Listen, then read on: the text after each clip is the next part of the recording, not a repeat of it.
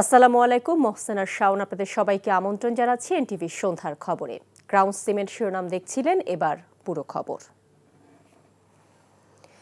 বিপ্লবের পর ঠিকভাবে সংগঠিত হতে না পারায় হতাশা বাড়ছে বলে মন্তব্য করেছেন বিএনপির মহাসচিব মির্জা ফখরুল ইসলাম আলমগীর। মানুষের কাছে যেতে পারলেই বিপ্লব সফল হয় এবং বদরুদ্দীন উমর এমন দর্শনে বিশ্বাসী ছিলেন বলেও তিনি জানান। বিকেলে বাংলা একাডেমিতে বদরুদ্দীন উমরের স্মৃতিচারণমূলক শোক সভায় একথা বলেন তিনি। আর সকালে আরেক আলোচনা সভায় বিএনপির স্থায়ী কমিটির সদস্য ডাক্তার AZM জাহিদ হোসেন অভিযোগ করেছেন, পিআর পদ্ধতিতে নির্বাচনের দাবি করে দেশকে অরাজক পরিস্থিতির দিকে ঠেলে দেবার চেষ্টা চলছে। রিপোর্ট করছেন সালাউদ্দিন কাদের।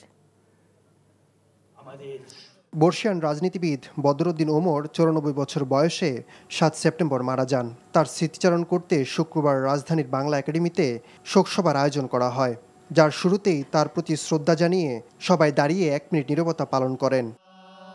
সেখানে রাখা বক্তব্যে বিএনপির মহাসচিব বলেন, জীবনের শেষ দিন পর্যন্ত বদরুদ্দীন ওমর কারো সাথে আপোষ করেননি। বিপ্লব তখনই সফল হয় যখন সংগঠন থাকে। আজকে এই যে একটা হতাশা এসছে, এই হতাশার মূল কারণটা হচ্ছে যে সংগঠনের অভাব। বিপ্লবী সংগঠন যদি না থাকে তাহলে বিপ্লব হয় বলে আমার অন্তত মনে হয় না। যারা সাধারণ মানুষের অবস্থার পরিবর্তন করতে চান তাদেরকে অবশ্যই সেই সংগঠনকে শক্তিশালী করতে হবে, আরও মজবুত করতে হবে এবং একেবারেই বদরুদ্দীন ওমর সাহেবের ভাষায় মানুষের কাছে চলে যেতে হবে। শোকসভায় ঢাকা বিশ্ববিদ্যালয়ের এমেরিটাস অধ্যাপক সিরাজুল ইসলাম চৌধুরী বলেন, বদরুদ্দীন ওমরের মৃত্যু যতটা সত্য, তার জীবন তার চেয়েও বড় সত্য। রাষ্ট্রভাষা আন্দোলন হয়েছে, সেই আন্দোলনের কে বলেন, অনেকে বলতে চাইতেন, এখনও মনে করেন যে এটা একটা সাংস্কৃতিক আন্দোলন ছিল, কিন্তু এর পেছনে যে রাজনীতি ছিল সেইটা বদরুদ্দীন ওমর গবেষণা করে তার 3 খণ্ড গ্রন্থের মধ্য দিয়ে উন্মোচিত করেছে। এদিকে সকালে রাজধানীর একটি মিলনায়তনে ফার্মাসিউটিক্যাল রিপ্রেজেন্টেটিভ অ্যাসোসিয়েশনের সম্মেলনে বিএনপির স্থায়ী কমিটির সদস্য ডাক্তার AZM জাহিদ হোসেন অভিযোগ করেন, পিআর পদ্ধতিতে নির্বাচনের দাবি দেশকে অরাজক পরিস্থিতির দিকে ঠেলে দিচ্ছে। যতই নির্বাচন ঘনিয়ে আসছে তখন কেউ কেউ পিআর নিয়ে রাস্তায় নামতেছেন, প্রোগ্রাম করতেছেন, দ্যাটস গুড, কিন্তু এর অর্থ এই না যে আপনি এক ধরনের কর্তৃত্ববাদী আপনার মতামত জনগণের নাম বলে জনগণের অনুমতি না নিয়ে চাপিয়ে দিলেন। এটি কোনো অবস্থাতেই গণতান্ত্রিক আচরণ নয়। এবং এটি করে কি করতে চান আপনারা? কি নির্বাচনটাকে আরো প্রলম্বিত করতে চান? একটি গোষ্ঠী নিজেদের স্বার্থে নির্বাচন প্রলম্বিত করতে চায়, যা পতিত স্বৈরাচারের ফিরে আসার পথ সুগম করবে বলেও সতর্ক করেন ডাক্তার জাহিদ। সালাউদ্দিন কাদের, এনটিভি নিউজ, ঢাকা। জুলাই সনদের আইনি ভিত্তি প্রদান ও পিআর পদ্ধতিতে নির্বাচন সহ 5 দফা দাবিতে দেশের বিভাগীয় শহরে বিক্ষোভ সমাবেশ করেছে জামায়াতে ইসলামী বাংলাদেশ। সমাবেশে জামায়াত নেতারা বলেন, যারা সংস্কারকে বাধাগ্রস্ত করছে এবং পিআর পদ্ধতিতে নির্বাচন চান না, তারাই নির্বাচন চাইছে না। ডেস্ক রিপোর্টে বিস্তারিত। জামায়াতে ইসলামীর সেক্রেটারি জেনারেল মিয়া গোলাম পরোয়ার বলেছেন, প্রধান উপদেষ্টা জুলাই সনদ খসড়া করার সময় জামায়াতকে গোপন করে বিএনপির সাথে পরামর্শ করেছে। তিনি বলেন, সংবিধান আদেশ, গণভোট, মানবতা বিরোধী অপরাধের বিচার দৃশ্যমান করে ফেব্রুয়ারিতে পিআর পদ্ধতিতে নির্বাচন চায় জামায়াত। এছাড়াও আওয়ামী লীগের মতো জাতীয় পার্টি ও 14 দলকে নিষিদ্ধ করার দাবি করেছে দলটি। রংপুর পাবলিক লাইব্রেরি মাঠে 5 দফা দাবিতে মহানগর জামায়াতে ইসলামী আয়োজিত জনসভায় এসব কথা বলেন তিনি। আইনি ভিত্তি দিয়ে এই নির্বাচনের আগেই সংবিধান আদেশ, গণভোট সব সারতে হবে, তারপর ফেব্রুয়ারিতে আমরা নির্বাচন চাই। এখনো 5 মাস সময় আছে, এটা সম্ভব। এইগুলো বলে পরবর্তী পার্লামেন্টের জন্য এটা রাখা যাবে না। কারা ক্ষমতায় আসবে জানি না, বিদ্যমান কাঠামো যদি না বদলানো হয়, এই কাঠামোর মধ্যে যেই ওখানে যাবে সেই হাসিনা, সেই ফ্যাসিবাদ হয়ে তৈরি হবে। নির্বাচন করতে চাইলে সংস্কারকে আইনের ভিত্তি দিতে হবে এবং নির্বাচন পিআর পদ্ধতিতেই দিতে হবে। সিলেটে এক সমাবেশে এসব কথা বলেন জামায়াতের সহকারী secretary general doctor AHM Hamidur Rahman Azad. ফ্যাসিবাদের শাসন আমলে যা ঘটেছে, বর্তমান এই শাসন আমলে সরকার না করলেও কোন দল নিজের দলের উপর কোনো নিয়ন্ত্রণ রাখতে পারছে না। ঘাটদহর বাজার দখল, স্টেশন দখল, চাঁদাবাজি সন্ত্রাসে লিপ্ত হয়েছে। এটাই কি জুলাই বিপ্লবের আকাঙ্ক্ষা ছিল? ময়মনসিংহে বিক্ষোভ মিছিল ও সমাবেশে প্রধান অতিথির বক্তব্যে দলের সহকারী সেক্রেটারি জেনারেল ইহসানুল মাহবুব জুয়েল বলেন, আগামী জাতীয় সংসদ নির্বাচনে উভয় কক্ষে পিআর পদ্ধতি চালু, অবাধ, সুষ্ঠু ও গ্রহণযোগ্য নির্বাচনের লক্ষ্যে সবার জন্য লেভেল প্লেইং ফিল্ড নিশ্চিত করতে হবে। একই দাবিতে খুলনা ও কুমিল্লায় সমাবেশ করেছে জামায়াত ইসলামী। সমাবেশ শেষে 5 দফা দাবি আদায়ে বিক্ষোভ মিছিল করেছে দলটির নেতাকর্মীরা। NTV news desk. নিম্নকক্ষে পিআর পদ্ধতি চেয়ে জামায়াতের চলমান কর্মসূচিকে সমর্থন করে না এনসিপি। শুক্রবার বিকেলে দলটির সমন্বয় সভা শেষে এমন মন্তব্য করেন দলটির আহ্বায়ক নাহিদ ইসলাম। বলেন, এনসিপি নিম্নকক্ষে নয়, শুধু উচ্চকক্ষে পিআর চায়। আমরা জামাত ইসলামের নেতৃত্বে যে আন্দোলনটা হচ্ছে যুগপৎ আন্দোলন, সেই আন্দোলনের সাথে জাতীয় নাগরিক পার্টি নাই, অংশগ্রহণ করছে না। কারণ নিম্নকক্ষে আমরা পিআর চাই না, নিম্নকক্ষের পিআরের বিরুদ্ধে আমরা অবস্থান নিয়েছি। আমরা শুধু উচ্চকক্ষে পিআর এবং একটা জবাবদিহিতার জন্য একটি কার্যকর উচ্চকক্ষ চাচ্ছি। ফলে সেটাকে নিশ্চিত করেই যাতে জুলাই সনদ বাস্তবায়ন করা হয়। ফলে আমরা এই মুহূর্তেই কোনো জোট ভিত্তিক আমরা চিন্তা ভাবনা করছি না। গণ অভ্যুত্থানের পর রাজনৈতিক দল ও আমলাতন্ত্রের মৌলিক পরিবর্তন হয়নি এবং জুলাই চেতনার বাস্তবায়নও খুব বেশি দেখা যায়নি বলে মন্তব্য করেছেন টিআইবির নির্বাহী পরিচালক ডক্টর ইফতেখারুজ্জামান। সকালে রাজধানীর ধানমন্ডিতে ট্রান্সপারেন্সি ইন্টারন্যাশনাল বাংলাদেশ ও Reporters Forum for Election and Democracy আয়োজিত কর্মশালায় একথা বলেন তিনি। এককভাবে নির্বাচন কমিশন নির্বাচন সুষ্ঠু করতে পারে না উল্লেখ করে তিনি বলেন, নির্বাচনকালীন সরকার ও আইন শৃঙ্খলা বাহিনীর নিরপেক্ষ ভূমিকাও গুরুত্বপূর্ণ। মাত্র 1.5 বছরে দীর্ঘদিনের রাজনৈতিক স্বৈরাচারী সেটআপ ঢেলে সাজানো কঠিন বলে জানান তিনি। তবে এজন্য রাজনৈতিক দলগুলোকেও সঠিক ভূমিকা পালনেরও আহ্বান জানান তিনি। নির্বাচনে গণমাধ্যমকে নির্বাচন সংশ্লিষ্ট কর্মকর্তা থেকে অনুমতি নেয়ার বিধান থাকলে ভোট সুষ্ঠু হতে বাধা থাকবে বলেও জানান ডক্টর ইফতেখার।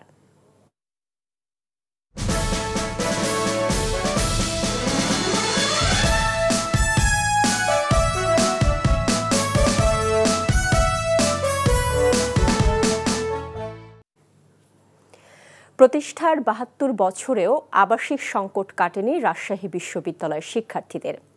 এখনও বেশিরভাগ ছাত্রছাত্রীকে থাকতে হয় ক্যাম্পাসের বাইরে। এতে একদিকে যেমন নিরাপত্তার সংকট রয়েছে তাদের, অন্যদিকে গুনতে হচ্ছে অতিরিক্ত টাকা।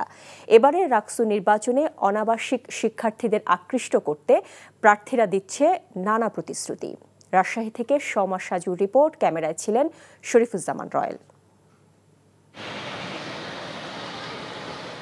1953 সালে 6 জুলাই 753 একর জমি নিয়ে প্রতিষ্ঠিত হয় রাজশাহী বিশ্ববিদ্যালয়। আবাসিক বিশ্ববিদ্যালয়ের পরিকল্পনা নিয়ে যাত্রা শুরু করলেও এখন পর্যন্ত ছেলেদের 11টি ও মেয়েদের 6টি হলে মাত্র 37% শিক্ষার্থীর আবাসিকতা নিশ্চিত করতে পেরেছে কর্তৃপক্ষ।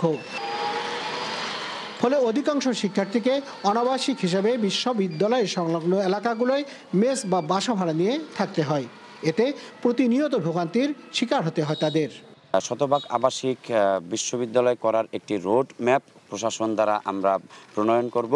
যতদিন পর্যন্ত শতভাগ আবাসন নিশ্চিত না হবে, আমি প্রশাসনের সাথে কথা বলে চাপ প্রয়োগ করে ছাত্রদেরকে সাথে নিয়ে আমি কাজ করব। আমাদের ইশতেহারের মধ্যে অন্যতম একটি ইশতেহার, সেটি হচ্ছে যে আবাসন ভাতা চালু করা। প্রথম বর্ষ হলে একটা সিট দিতে পারি না, তো সেক্ষেত্রে অগ্রাধিকার ভিত্তিতে যে কোনো মূল্যে প্রথম বর্ষের শিক্ষার্থীদের জন্য অ্যাটলিস্ট আবাসন ভাতাটা চালু করা। রাকসু নির্বাচনের 28,905 ভোটারের বেশিরভাগই অনাবাসিক শিক্ষার্থী। ফলে তাদের সমর্থন নিজেদের পক্ষে টানতে প্রধান দুটি প্যানেল ছাত্রদল ও ছাত্র শিবিরের প্রার্থীরা জানালেন নিজেদের পরিকল্পনার কথা। তাদের পরিকল্পনার সাথে একমত বিশ্ববিদ্যালয় প্রশাসনও।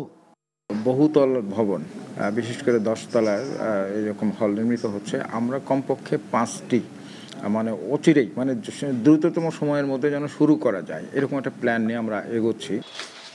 রাকসু কার্যকর হলে বিশ্ববিদ্যালয় প্রশাসনের সাথে আলোচনার মাধ্যমে শিক্ষার্থীদের সমস্যাগুলো একে একে অবসান ঘটবে এমন প্রত্যাশা ক্যাম্পাস সংশ্লিষ্ট সবার।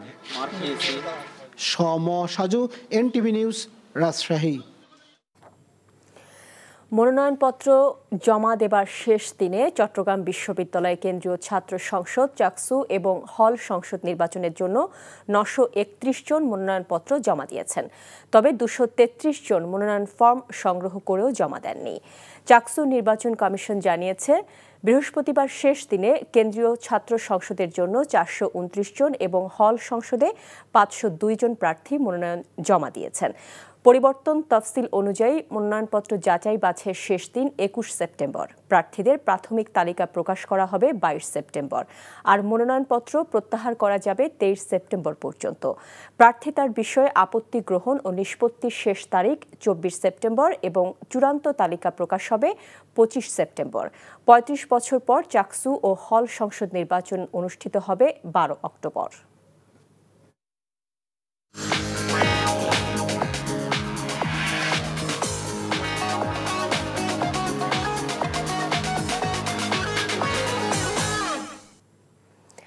মার্কেন্টাইল ব্যাংক অর্থনীতির খবর। সপ্তাহের ব্যবধানে কাঁচামরিচ সহ বেড়েছে বেশ কয়েকটি সবজির দাম, তবে কেজিতে 5 টাকা কমেছে পেঁয়াজের দাম। অন্যদিকে মৌসুমের শেষ পর্যায়ে এসেও চড়া দামেই বিক্রি হচ্ছে ইলিশ সহ অন্যান্য মাছ। এছাড়া অপরিবর্তিত রয়েছে আলু, ডিম সহ সব ধরনের মাংসের দাম। সক্রিয় বাজার সিন্ডিকেট ভেঙে তদারকি বাড়ানোর বিকল্প নেই বলে মত ভোক্তাদের। আরাফাত ইসলামের রিপোর্ট। গেল সপ্তাহে সবজির দাম কিছুটা কমতির দিকে থাকলেও ছুটির দিনের বাজারে সবজির দাম ফের ঊর্ধ্বমুখী। শীতকালীন আগাম সবজি সহ বেশ কিছু সবজি কেজি প্রতি প্রায় 15 থেকে 20 টাকা পর্যন্ত বেড়েছে। এছাড়া সপ্তাহের ব্যবধানে কাঁচামরিচ কেজিতে 40 টাকা বেড়ে 200 টাকার আশপাশে বিক্রি হচ্ছে। আমরা বেশি দিয়ে আনি, বেশি কারণ মাল শর্ট হইলে দাম বাড়ে। কিছুটা স্বস্তির খবর পেঁয়াজের বাজারে। সপ্তাহান্তে এই নিত্যপণ্যটির দাম কেজিতে 5 টাকা কমেছে। আগের দামেই রয়েছে আলু। তবে নিত্যপণ্যের উচ্চমূল্যে না বিশ্বাস ক্রেতাদের তাগিদ বাজার নিয়ন্ত্রণের। আজ থেকে 6 মাস আগেও জিনিসটা সহনীয় মাত্রায় ছিল, কিন্তু বাজারটা আবার আগের মতো সিন্ডিকেটের মতো হয়ে যাচ্ছে মনে হয়। কিন্তু অল ওভার কন্ট্রোল দরকার। বর্তমান যে সরকার আছে উনি যদি আমাদের এই দিকটা দেখে যে এগুলো যদি বাজারটা নিয়ন্ত্রণে আনা যায় তাহলে আমাদের জন্য খুব ভালো হয়। মাছের বাজারে স্বস্তি নেই ভোক্তাদের। কেজিতে 50 থেকে 100 টাকা বাড়তি দাম গুনতে হচ্ছে তাদের। মৌসুমের শেষ ভাগে এসেও নাগালের বাইরেই থাকছে ইলিশ। দরদাম করেও অনেকেই তাই ফিরে যাচ্ছেন। আমি চাই যে আর একটু কমে হলে ভালো হতো, কিন্তু সেটা যারা বাজার মনিটর করছে তারা যদি একটু জিনিসটাকে কন্ট্রোল করে। 1 কেজি সাইজের ইলিশ 2200 টাকা কেজি, আর 1 কেজির নিচের গুলো আপনি 2000 টাকা কেজি, আর যেটা 500 গ্রাম 400 গ্রাম সাইজ এটি 1200 টাকা কেজি। বেশি কারণ হইলো আপনার মাল কোম্পানিরা কি না রেট করে আপনি বিক্রি করতেছেন 20 কেজি করে প্যাকেট করে, এটা সিন্ডিকেটের ব্যবসা করতেছেন। অনেকদিন ধরেই বাড়তি দামে চাল বিক্রি হচ্ছিল। ভারত থেকে আমদানির পর কিছুটা কমেছে চালের দাম। চালের বাজার তো দাম কমতি এখন। আপনার মনে করেন ইন্ডিয়ান চালের দাম, নাজি চালের দাম কমতি, দেশি চাল তেমন বেশি কমায় নাই, হয়তো কোনো কোম্পানি 1 টাকা, কোনো কোম্পানি 2 টাকা এমন করে কমাইছে। এছাড়া অপরিবর্তিত রয়েছে সব ধরনের ডিমের দাম। অন্যদিকে ব্রয়লার মুরগি 180 আর সোনালী মুরগি বিক্রি হচ্ছে 300 টাকায়। পাশাপাশি গরু ও খাসির মাংসের দাম স্থিতিশীল রয়েছে। আরাফাত ইসলাম, এনটিভি নিউজ, ঢাকা। কেবল কর্পোরেট গ্রুপ নয়, দালাল, আড়তদার ও খুচরা বিক্রেতাদের সম্মিলিত সিন্ডিকেট নিত্যপণ্যের বাজার অস্থিতিশীল করে রেখেছে। এমন কথা জানিয়েছেন কনজিউমার অ্যাসোসিয়েশন অফ বাংলাদেশ ক্যাবের সভাপতি AHM শফিকুজ্জামান। সকালে ঢাকা রিপোর্টার্স ইউনিটিতে সংবাদ সম্মেলন করে তিনি জানান, সিন্ডিকেটের কারণেই কৃষকের কাছ থেকে আসা 30 টাকার পণ্য রাজধানীর ক্রেতাদের কিনতে হয় 80 টাকায়। শফিকুজ্জামান বলেন, প্রতিযোগিতা কমিশনকে সঙ্গে নিয়ে বাজার সিন্ডিকেট ভাঙতে কাজ করবে ক্যাব। পাশাপাশি ন্যায্য মূল্য নিশ্চিত করতে কৃষকদের পণ্য সরাসরি ভোক্তার কাছে পৌঁছানোর ব্যবস্থা নেওয়া জরুরি বলেও জানান তিনি। সরকার বরাদ্দ দিলেও বেশিরভাগ কৃষি ঋণ কৃষকের কাছে পৌঁছায় না উল্লেখ করে ক্যাব সভাপতি বলেন, এর জন্য চড়া সুদে দাদন নিতে বাধ্য হচ্ছেন তারা। সিন্ডিকেটের কথা বলছেন, সেটা 4-5 জন যারা বড় বড় কর্পোরেট গ্রুপ করতে পারে, বাট আমাদের সবজিতে কে সিন্ডিকেট করে? এখানে প্রচুর অদৃশ্য হাত আছে, এই হাতগুলো দেখা যায় না। এখানে আপনার শত শত হাজার হাজার লোক কিন্তু এখানে জড়িত হয়ে যাচ্ছে, কারণ আমার এই বিপণন ব্যবস্থা যদি আমি ঠিক না করতে পারি, তাহলে আপনার এই ফড়িয়া, এই দালাল, এই কি বলে আড়তদার, এইখান থেকে আমরা এই শৃঙ্খলা ভাঙতে পারবো না। অটোমেশন বা স্বয়ংক্রিয় পদ্ধতিতে ভর্তি প্রক্রিয়া চালু হওয়ায় দেশের বেসরকারি মেডিকেল কলেজগুলোতে অসন্তোষ দেখা দিয়েছে। কারণ হিসেবে বলা হচ্ছে, এ নিয়মে ভর্তিচ্ছু শিক্ষার্থীরা পছন্দের প্রতিষ্ঠানে পড়ার সুযোগ পাচ্ছেন না। নতুন এ নিয়মে শিক্ষার্থীদের অনাগ্রহ এবং ভর্তি জটিলতায় বেসরকারি মেডিকেল কলেজগুলোর অনেক আসনই পূরণ হচ্ছে না, ফলে তাদের লোকসান হচ্ছে বলে জানিয়েছে বেসরকারি মেডিকেল কলেজ সংশ্লিষ্টরা। সেলিম মালিকের রিপোর্ট। দেশের সকল বেসরকারি মেডিকেল কলেজের শিক্ষার মান যেহেতু প্রায় সমান, তাই বাড়ির কাছে কুমিল্লার একটি কলেজে পড়ার ইচ্ছে ছিল শামীম সরকারের।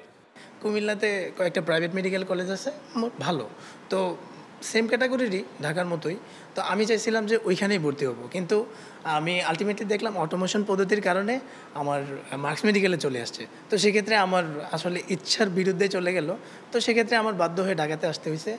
ডেল্টা কিংবা ন্যাশনাল মেডিকেল কলেজে পড়ার ইচ্ছা থাকলেও অটোমেশন বা স্বয়ংক্রিয় পদ্ধতিতে ভর্তি পরীক্ষার কারণে সে সুযোগ থেকে বঞ্চিত হয়েছেন ইউএস বাংলা মেডিকেল কলেজে ভর্তি হতে বাধ্য হওয়া শিক্ষার্থী জারাফ হোসেন। মেরিট লিস্টটা আমার একটু পিছনে হওয়ার কারণে আমার ইউএস বাংলা সিরিয়ালে ছিল, তো ওই অনুযায়ী আমার সিরিয়াল ইউএস বাংলা আসছে, তো আমি আমার পছন্দের মেডিকেলটা আমি ভর্তি হতে পারি নাই। 2022-23 শিক্ষাবর্ষ থেকে দেশের সরকারি বেসরকারি মেডিকেল কলেজে এমবিবিএস ভর্তিতে একযোগে অটোমেশন পদ্ধতি চালু করে সরকার। 2024-25 শিক্ষাবর্ষে দেখা যায় 37টি সরকারি মেডিকেল কলেজের সকল আসন পূরণ হলেও 67টি বেসরকারি মেডিকেল কলেজের 450-টির বেশি আসন খালি রয়েছে। অটোমেশনে যেই কারণে নেওয়া হলো, সেটা যদি মেডিকেল কলেজের সিটগুলো যদি ফাঁকা যদি যায়, সেক্ষেত্রে আমাদেরকে বুঝে নিতে হবে যে এই সিস্টেমটা কার্যকরী রূপ রাখতে পারছে না। 60 জনের মধ্যে আমরা দেশি বিদেশি মিলিয়ে 53 জন ছাত্র পেয়েছি। 60টা সিট এখনো, 7টা সিট আমাদের এখনো খালি আছে, এবং যার ফলে আমাদের বেতনাদি এবং আনুষঙ্গিক যে সমস্ত খরচা দিয়ে আছে সেগুলা আমাদের পূরণ করতে সমস্যা হচ্ছে। বেসরকারি মেডিকেল কলেজের মালিকদের দাবি, এমন ভর্তি পরীক্ষার কারণে টিকে থাকাই বড় চ্যালেঞ্জ। আমার মেয়েকে তো আমি পাঠাবো না চিটাগঙ্গে, আমার মেয়েকে তো পাঠাবো না রাঙ্গামাটি, সুতরাং এই কারণেই এই মেডিকেল কলেজের সিটগুলো ফাঁকা হয়ে যাচ্ছে। আর্মি মেডিকেল কলেজ, যেখানে আর্মি মেডিকেল কলেজে অটোমেশন এই দেশে নেই, সে দেশে কেন বেসরকারি মেডিকেল কলেজে অটোমেশন থাকবে? এটা কি এক দেশে দুই আইন হয়? কন্ট্রোল করতে চাওয়ার পেছনে তোমার একটাই উদ্দেশ্য, তোমার পেছনে প্রাইভেট মেডিকেল কলেজের লোকজন ঘুরুক, টাকা নিয়ে ঘুরুক, ঘুষ নিয়ে ঘুরুক, তুমি পকেটে টাকা পড়ো, এছাড়া আর কোনো কারণ তারা দেখাতে পারবে না। স্বাস্থ্য শিক্ষা অধিদপ্তরের মহাপরিচালক জানান, সংস্কারের মাধ্যমে ভর্তি পরীক্ষা আরও যুগোপযোগী করার চেষ্টা করছে সরকার। এখন যে বিদ্যমান আছে তার মধ্যে এটাই সবচেয়ে ভালো, তবে এটাকে আরও কোনো কিছু উন্নতি করা যায় কিনা সেটা নিয়ে আমরা চিন্তা ভাবনা করছি। পাশাপাশি চিকিৎসা শিক্ষা পরীক্ষাকে মুখস্থ বিদ্যার বাইরে এনে মানবিক চিকিৎসক তৈরিতে সরকার চেষ্টা চালাচ্ছে বলেও জানান তিনি। সেলিম মালিক, এনটিভি নিউজ, ঢাকা। দুর্গাপূজায় সরকারি ছুটি 3 দিন করার দাবি জানিয়েছে বাংলাদেশ জাতীয় হিন্দু মহাজোট। সকালে জাতীয় প্রেস ক্লাবে বাংলাদেশ জাতীয় হিন্দু মহাজোট আয়োজিত আসন্ন দুর্গাপূজায় নিরাপত্তা ও হিন্দু সম্প্রদায়ের ভাবনার শীর্ষক আলোচনায় এই দাবি তুলে ধরা হয়। আলোচনায় বক্তারা বলেন, প্রত্যেকটি স্থায়ী ও অস্থায়ী পূজা মন্দিরে সিসি ক্যামেরার ব্যবস্থা সহ পূজার 10 দিন আগে থেকে পূজা শেষ হওয়া পর্যন্ত নিরাপত্তা জোরদার করতে হবে। গেল বছরের মতো দুর্গাপূজায় সেনাবাহিনীর টহলেরও দাবি জানানো হয় আলোচনায়। তাছাড়া দুর্গাপূজায় নিরাপত্তা জোরদার করার জন্য কেন্দ্রীয়ভাবে একটি মনিটরিং সেল করার দাবি জানান বাংলাদেশ জাতীয় হিন্দু মহাজোটের নেতারা। ধর্মীয় অনুভূতি যে আঘাতটা আসছে, সেখানে সরকার, রাজনৈতিক দল বা এদেশের বুদ্ধিজীবী তারা নীরব কেন? আমার একটা প্রতিমত ভাঙার কথা নয়, একটা বলতে আঘাত দেওয়া মানেই তো সেখানে সাম্প্রদায়িকতা। একটি ঘটনাও কিন্তু আমরা মিথ্যা তুলে ধরি নাই। যদি সেটার কোনো প্রমাণ সরকার দিতে পারে, আজকে দীর্ঘ সময় থেকে কিন্তু আমরা এগুলি বলছি, কিন্তু কোনোটারই কিন্তু বিচার হচ্ছে না। 47তম বিসিএস এর প্রিলিমিনারি পরীক্ষা অনুষ্ঠিত হয়েছে। দেশের 8টি বিভাগের 256টি কেন্দ্রে সকাল 10টা থেকে 12টা পর্যন্ত এই পরীক্ষা অনুষ্ঠিত হয়। নির্ধারিত সময়ের আধা ঘন্টা আগেই কেন্দ্রে প্রবেশ করেন পরীক্ষার্থীরা। প্রবেশপত্র ছাড়া পরীক্ষার্থীদের কোনো ধরনের ডিভাইস নিয়ে ভেতরে প্রবেশ করতে দেওয়া হয়নি। বাংলাদেশ সরকারি কর্ম কমিশনের এক সংবাদ বিজ্ঞপ্তিতে বলা হয়, এবারের বিসিএস পরীক্ষার মাধ্যমে ক্যাডার পদে 3,487 এবং নন ক্যাডার পদে 201 জনকে নিয়োগ দেওয়া হবে। এসব পদের বিপরীতে মোট 3,74,747 জন চাকরি প্রার্থী আবেদন করেছেন বলেও বিজ্ঞপ্তিতে উল্লেখ করা হয়।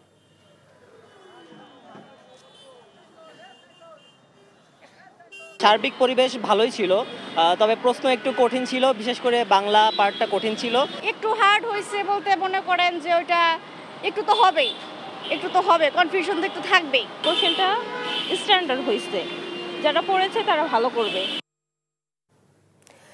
Medical oncology society in Bangladesh MOSP এর আয়োজনে রাজধানীর একটি হোটেলে দুদিনব্যাপী আন্তর্জাতিক ক্যান্সার সম্মেলন best of ASCO and MOSP cancer congress 2025 অনুষ্ঠিত হয়েছে। এই সম্মেলনে 700-র বেশি বিশেষজ্ঞ, গবেষক, চিকিৎসক ও শিক্ষার্থী অংশগ্রহণ করেন।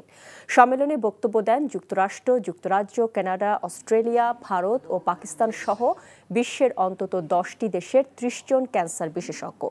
সম্মেলনে 150-রও বেশি বৈজ্ঞানিক সেশন ও স্যাটেলাইট সিম্পোজিয়াম অনুষ্ঠিত হয়। এসব সেশনে ক্যান্সার চিকিৎসায় সর্বশেষ আবিষ্কার, গবেষণা, ক্লিনিক্যাল ট্রায়াল, প্রিসিশন মেডিসিন ও প্যালিয়েটিভ কেয়ার নিয়ে বিস্তারিত আলোচনা হয়। বিশ্বসেরা গবেষকদের এমন অভিজ্ঞতা বিনিময় বাংলাদেশের চিকিৎসা ব্যবস্থার মান বৃদ্ধিতে কার্যকর হবে বলে জানিয়েছেন MOSPর সভাপতি অধ্যাপক ডাক্তার পারভিন শাহিদা আক্তার। এই ছিল সন্ধ্যার খবরে। এই খবরের ভিডিও সহ আপডেট জানতে ভিজিট করুন NTV অনলাইন www.ntvtv.com। এছাড়াও NTV জনপ্রিয় সব অনুষ্ঠান ও খবরের আপডেট জানতে ভিজিট করুন আমাদের ইউটিউব ও ভেরিফাইড ফেসবুক পেজ। রাত 10:30টায় রাতের খবর দেখার আমন্ত্রণ রইল। এতক্ষণ সাথে থাকার জন্য সবাইকে ধন্যবাদ।